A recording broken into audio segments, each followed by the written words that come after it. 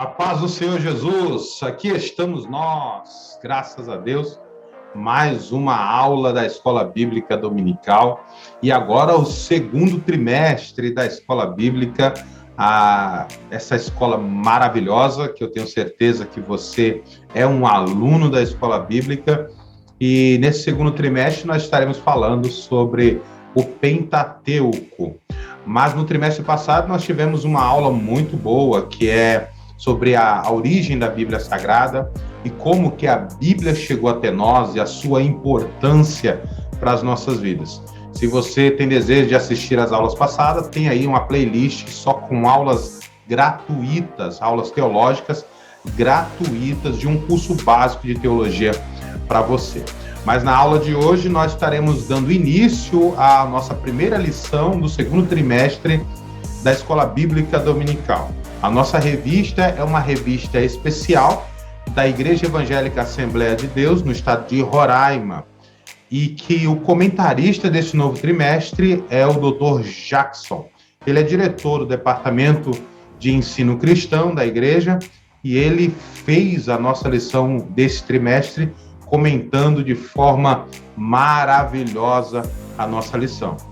A primeira lição de hoje vai nos falar sobre a introdução ao Pentateuco. Nós teremos aqui uma visão geral sobre o Pentateuco e trataremos alguns pormenores acerca destes fabulosos livros que compõem o início da Bíblia Sagrada.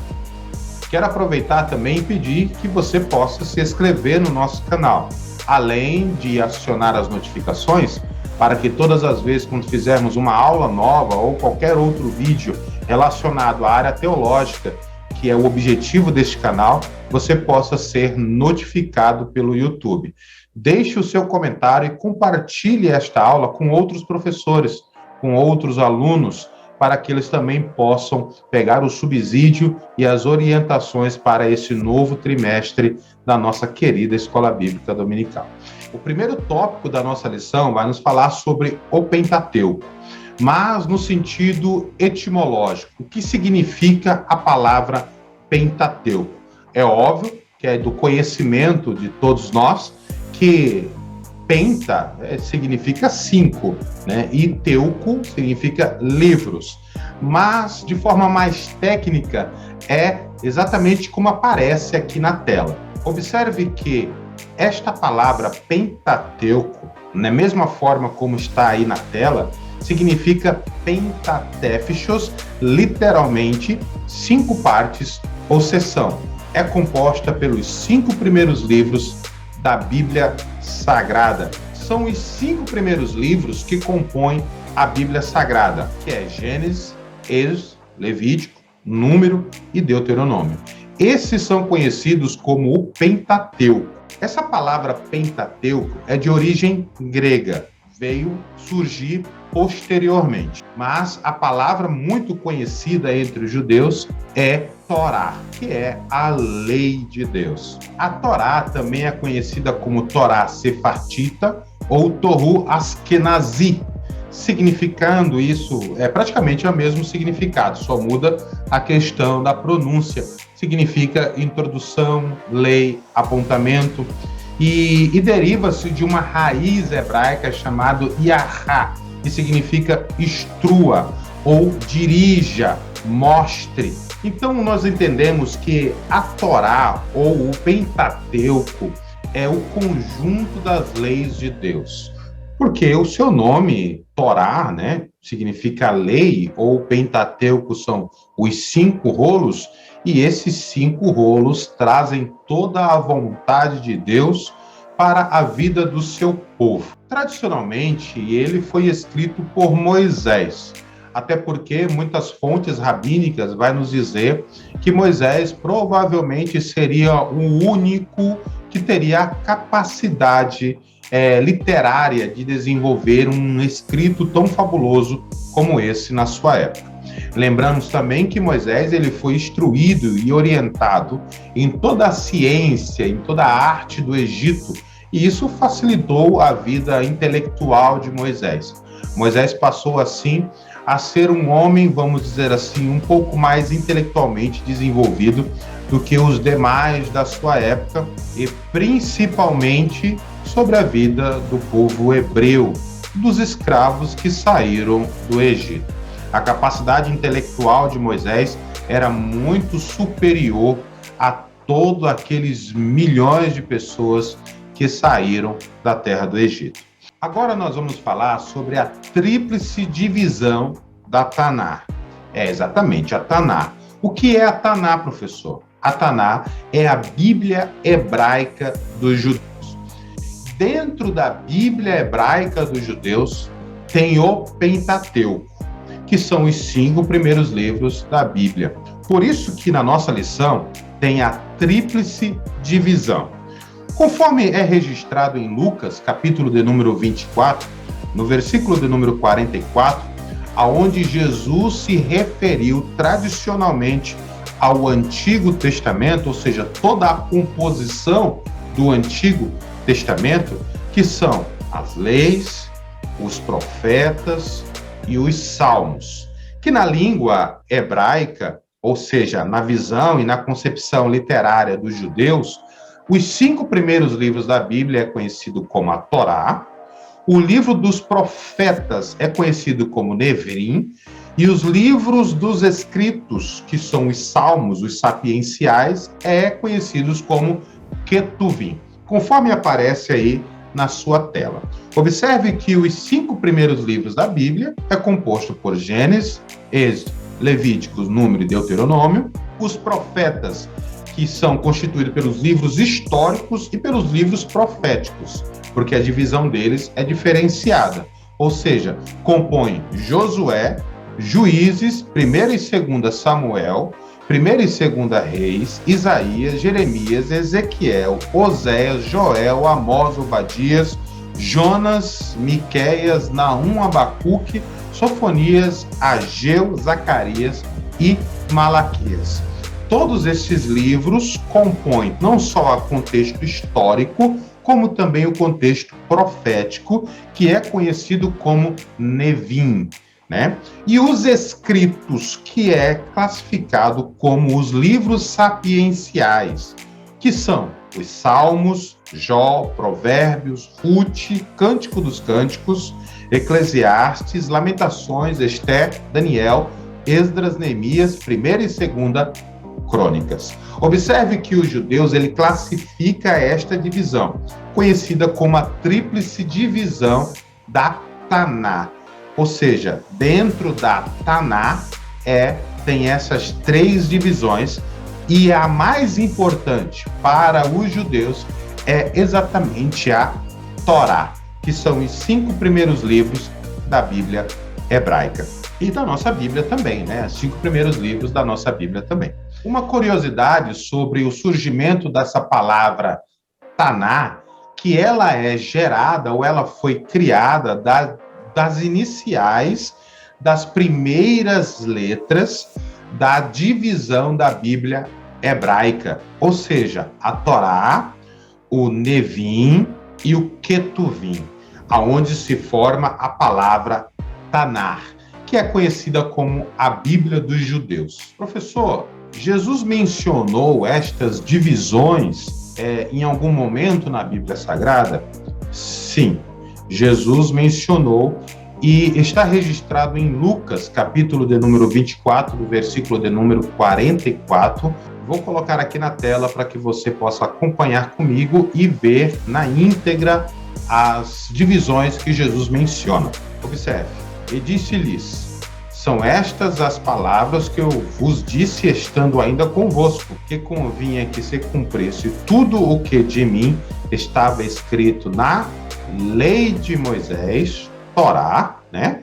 E nos profetas e nos salmos. Lucas, ele faz esse registro de que Jesus tinha esse entendimento de que havia esta divisão na literatura ou na Bíblia hebraica, na Bíblia dos judeus da sua época. Então, Jesus sabia que a Bíblia estava dividida na lei de Moisés, nos profetas e nos salmos. Agora, falando sobre a antiguidade desta divisão, É muito interessante nós destacarmos que pode ser uma novidade para seu aluno, lá na sua sala de aula, em falar que os samaritanos possuem uma cópia da Torá. Mas é interessante nós frisarmos, destacarmos para os nossos alunos que os samaritanos, por mais que os judeus não se comunicavam com os samaritanos tinham as suas raízes judaicas. O que aconteceu foi exatamente uma mistura de raças entre o povo da Assíria e Babilônia. Então, com isso, gerou os samaritanos. Mas os samaritanos tinham a mesma fé dos judeus. Os samaritanos também possuíam uma Torá, que era conhecida como a Torá samaritana. Da mesma forma como aparece aí para você, esse samaritano que está ao lado de uma Torá. As observâncias cerimoniais, no que se diz respeito às cerimônias de purificação, os samaritanos não eram muito fiéis a estas observações. Por isso que gerava um certo atrito entre os samaritanos e os judeus, porque eles diziam que os samaritanos eram imundos, porque eles transgrediam, segundo os judeus, algum dos mandamentos de purificação e de cerimônia de sacrifícios que não eram bem observados pelos samaritanos. Mas a fé no Messias, a esperança messiânica, a modo de oferecer sacrifícios, a esperança que eles possuíam eram iguais aos dos judeus. Então é bem interessante nós frisarmos isso, porque provavelmente o seu aluno possa ser uma surpresa para ele em saber que os judeus, por mais que não se comunicavam com os samaritanos, mas eles também possuíam uma Torá. E é bem interessante nós frisarmos também que os judeus não se comunicavam com os samaritanos exatamente por causa dessa questão religiosa de purificação. Mas os samaritanos eram excelentes comerciantes e por isso que faziam com que os judeus se comunicassem com ele quando o assunto era algo comercial. Quando era questão de dinheiro, os judeus logo sabiam com quem negociar. Então, é bem interessante nós frisarmos essa questão da antiguidade dessa divisão, porque isso pode soar como algo contraditório na mente dos seus alunos, porque a vida toda eles aprenderam que os judeus odiavam os samaritanos, e agora nós estamos falando aqui que os samaritanos possuem uma Torá por nome samaritana, e que nessa Torá tem uma cópia, é a cópia do Pentateuco, Gênesis, Êxodo, Levítico, Número e Deuteronômio. Então, as mesmas observâncias da lei que os judeus possuem, os samaritanos também possuem. Bom, e vamos falar agora também sobre as fontes, né? Porque a autoria do livro do Pentateuco, ela é atribuída tradicionalmente a Moisés, com bases em referências no Novo Testamento, com bases de citações do próprio Jesus, falando a respeito das escrituras de Moisés, né, sobre Moisés, e atribuindo a Moisés a autoria do Pentateuco, ou pelo menos a imagem de que Moisés foi o autor do Pentateuco.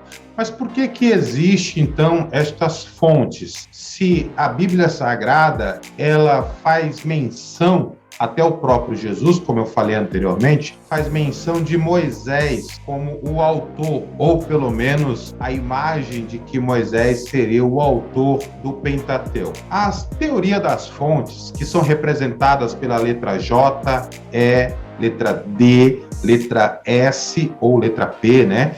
Que é rabista, eloísta, deuteronomista e sacerdotal. Essas 4 fontes, elas surgem exatamente dentro do mundo acadêmico para explicar algumas supostas discrepâncias na narração literária do Antigo Testamento, e mais especial do Pentateuco. Por quê? Como, por exemplo, se o seu aluno lhe fazer uma pergunta, como, por exemplo, como Moisés pôde fazer o registro depois da sua morte, porque na Bíblia Sagrada, em especial no Pentateuco, é narrado a morte de Moisés. E a narração não termina ali. O Pentateuco não termina ali. Então, a narração literária continua. E quem foi que escreveu? Alguns mais tradicionais ainda acreditam que Deus deu a Moisés uma visão, né, sobre o período da sua morte, e ele conseguiu escrever tudo o que iria acontecer depois da sua morte, inclusive narrando a sua morte. Mas isto é uma teoria que não é muito aceita, nem dentre os menos tradicionais, muito menos dentro do mundo acadêmico. Então, as fontes de consulta, elas surgem exatamente para tentar explicar estas supostas discrepâncias no que se diz respeito à autoria de Moisés para o Pentateuco. Como existem fontes que compõem o Pentateuco, pelo menos o mundo acadêmico acredita assim, diz que o Pentateuco é como se fosse uma coxa de retalho, onde cada escritor, dentro deste grupo, desta fonte, como os javistas, os eloístas, os deuteronomistas e os sacerdotais, cada grupo, ele deu um sentido ou um complemento à composição literária de todo o Pentateuco. E por isso que muitas das vezes nós encontramos algumas narrações que não se encaixam dentro da sequência da narrativa do texto bíblico. Então, por isso surgem estas fontes com uma teoria de que estas discrepâncias, aparentes discrepâncias e contradições da Bíblia Sagrada sejam de origem de uma destas fontes. A característica do nome divino, como é a Jafé, né, que traz sempre o nome divino, ou o nome de Deus, Elohim, representado pela palavra hebraica Elohim, ou até mesmo o deuteronomista, que trazem também uma particularidade nos seus escritos, e o sacerdotal, que fala-nos muito sobre as leis, as cerimônias. Isso tudo teve uma influência na elaboração do Pentateuco. Mas estas fontes, elas devem ser entendidas apenas como um meio de consulta, de acrescentar algo que pode trazer uma ampliação do seu conhecimento dentro da palavra de Deus. É muito interessante quando nós estudamos sobre essas fontes e com elas conseguimos entender como o Pentateuco foi formado de um modo mais coerente. Mas tradicionalmente ela é atribuída, o Pentateuco, a Moisés. Acredito que tenha sido atribuída a Moisés exatamente pela imagem do legislador que Moisés foi. Quando olhamos para a vida que Moisés viveu no Pentateuco, desde Gênesis, né? Desde Êxodo, Levíticos, Números, Deuteronômio, como vemos como Deus chamou Moisés, a intimidade que Moisés tinha com Deus, esta aproximação com a divindade, dele ouvir Deus falar, dele ver as manifestações de Deus, transformaram na pessoa, na imagem de Moisés, essa imagem de legislador, essa imagem de completa autoria. Então, praticamente a questão literária também se formou e atribuiu-se a Moisés a autoria do Pentateuco exatamente por causa desta imagem que ao longo do tempo da sua vida foi atribuída a Moisés, um homem de grande prestígio, um homem de grande respeito, até hoje dentro da cultura judaica em todos os segmentos. Moisés é respeitadíssimo, até porque existe um segmento do judaísmo que não acredita nos livros depois do Pentateuco. Para eles, o verdadeiro só é o Pentateuco, tá bom? Os 5 primeiros livros da Bíblia Sagrada. Então, para não confundir tanto a cabeça dos nossos alunos, né, essa é só mais uma visão acadêmica dentro do mundo acadêmico para tentar explicar estas aparentes contradições. Não vejo nenhum mal em ter fontes que ajudaram na construção do Pentateuco, até porque muitas das vezes isso choca muito com o tradicional. E chocando muito com o tradicional, possa ser que algum aluno acabo ficando com raiva de teologia, né? Mas é comum hoje em dia. Mas nós estamos aqui para aprender. Aqui é um curso teológico, né? Um curso básico de teologia. Bom, pelo menos este é o objetivo das aulas durante esse ano ou durante o próximo, não sei, é formar um entendimento de um curso básico aí no coração, na mente de cada aluno, tá bom?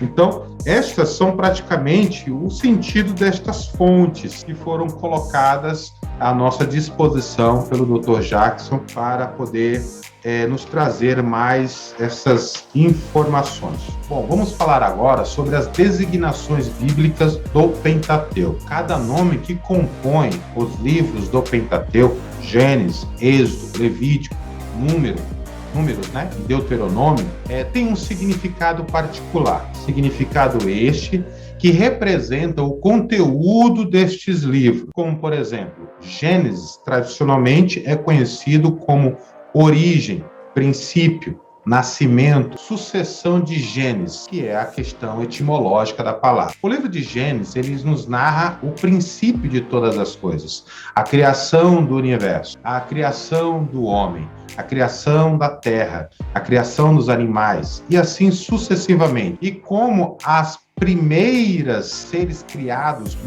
humanos criados por Deus viveram na terra. Narra a queda do homem e a multiplicação da maldade, do pecado na história da humanidade. Então, Gênesis, ele possui 50 capítulos que nos narram o princípio da humanidade. De forma hebraica, ele é conhecido como Bereshit, no princípio, e é tirado da primeira palavra na sua sentença inicial. No princípio, criou Deus. Que no hebraico você encontra Bereshit, Bará e Elohim. Nós temos também Êxodo. O livro de Êxodo também, que é uma palavra grega, Êxodos, né? Que no grego clássico significa saída ou partida. E é exatamente isso que o livro de Êxodo trata, que é a saída do povo da terra do Egito. Neste livro, você que é professor da escola bíblica, ou até mesmo um aluno da escola bíblica que está nos assistindo, quando você lê o livro de Êxodo, você vai ver que ali foi a saída do povo do Egito, mediante o castigo de Deus das 10 pragas. Vemos a chamada, né, de Moisés, como Deus chamou Moisés, primeiramente como Moisés nasceu, né, e como Deus chamou Moisés, como Deus libertou o povo da escravidão no Egito, como Deus fez com que o povo passasse no meio do Mar Vermelho, ali entre as águas do Mar Vermelho, né? Como Moisés liderou o povo e a sua trajetória em meio ao deserto. Você encontra ali exatamente em Êxodo, que no hebraico é chamado de Shemot, que são os nomes, a segunda palavra do começo do texto. Ora, esses são os nomes dos filhos de Israel que entraram no Egito, que na língua hebraica é chamada de Ehelet Shemot. O livro de Êxodo compõe todos os seus 40 capítulos.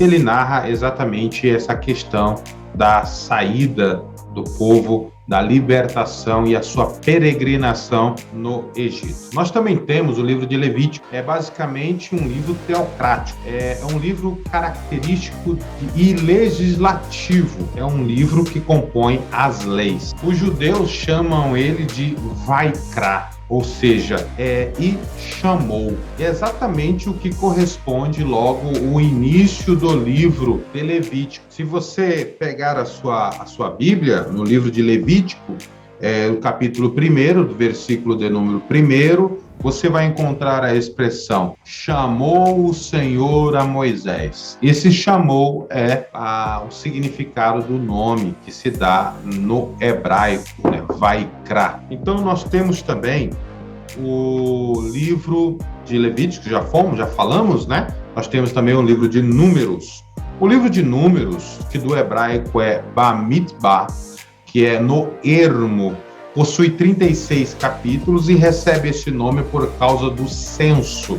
Se você abrir a sua Bíblia no livro de Números, capítulo 1, versículo 1 e o versículo 2, para a gente poder entender melhor. Nos diz assim: e no segundo ano, pois, a saída dos filhos de Israel do Egito, no primeiro dia do segundo mês, falou o Senhor a Moisés no deserto do Sinai, na tenda da congregação, dizendo: levantai o censo de toda a congregação dos filhos de Israel, segundo as suas famílias, segundo a casa de seus pais, contando todos os homens nominalmente, cabeça por cabeça. Então, observe que o livro de Número, Bamidbar, que é no ermo, ou seja, é exatamente por causa do censo que Moisés foi ordenado a fazer por Deus. Deus ordenou Moisés a fazer este censo no ermo, né? Por isso que Números é conhecido pela expressão hebraica Bamidbar, que significa no ermo. Exatamente por causa desse versículo de número 2, que nos fala sobre o censo que Deus ordenou a Moisés que fizesse, e este censo caracteriza exatamente o nome do livro de Números. Deuteronômio, né, que é uma expressão do grego, significa repetição da lei, ou segunda lei. Até porque é uma repetição das leis estabelecidas por Deus lá em Levíticos, né? Onde nesse livro há uma repetição das leis. Por que se repete novamente a lei, já que já tinha sido estabelecida em Levítico, né? Por que se repete em Deuteronômio? Ora, muito simples.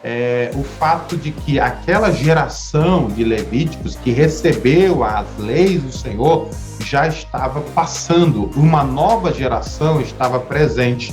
E esta geração que estava presente ainda não tinha recebido as leis na íntegra. Então, há uma repetição da lei novamente. Aquela outra geração morava em tendas, e esta geração já estaria na sua terra, já estaria morando nas suas casas, já estariam desfrutando de um ambiente totalmente diferente do que aquele ambiente de peregrinação no deserto. Então, nós temos o Bereshit, que é Gênesis, né? Nós temos o Êxodo, que é também conhecido como Shemot. Nós temos Levítico, que é conhecido como Vaikra, que é Eshamou.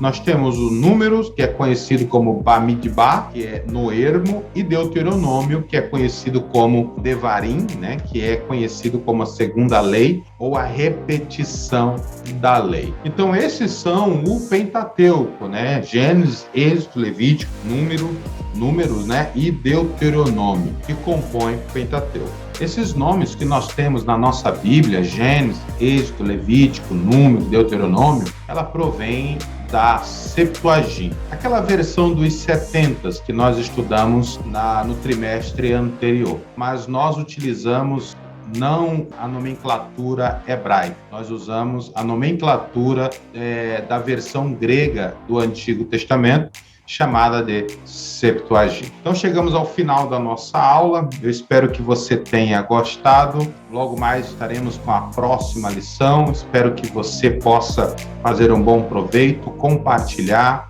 curtir, deixe o seu comentário, e se não é inscrito no nosso canal, inscreva-se em nosso canal e ajude o canal a continuar crescendo, tá bom? Que Deus te abençoe, nos vemos na segunda aula, aonde terá uma lição extraordinária. A paz do Senhor Jesus e até breve.